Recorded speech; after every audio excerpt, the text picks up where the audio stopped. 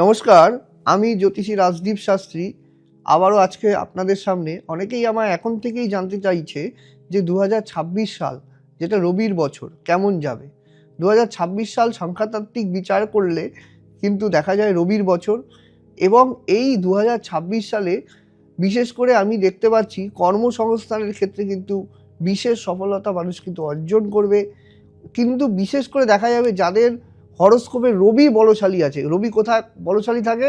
রবি মেষের ঘরে তুঙ্গ গৃহপ্রাপ্ত হয়, মিথুন তার কমফোর্টেবল জায়গা, কন্যা তার কমফোর্টেবল জায়গা, সিংহ তার মূল ত্রিকোণ, মানে মূল ত্রিকোণ ঘরটা কিন্তু খুব ভালো, সিংহের ঘর কিন্তু ভালো। আবার তুলায় যদি বসে থাকে সেক্ষেত্রে কিন্তু নিচস্তের ফলাফল দেয়। তার মানে মেষে, মিথুনে, কন্যায়, সিংহে, ধনুতে এবং মীনে যদি রবি আপনার হরোস্কোপের মধ্যে থাকে, রবির বলবত্তা থাকে, তবে কিন্তু 2026 আপনার জন্য কিন্তু বিশেষ শুভ সফলতা আসবেই।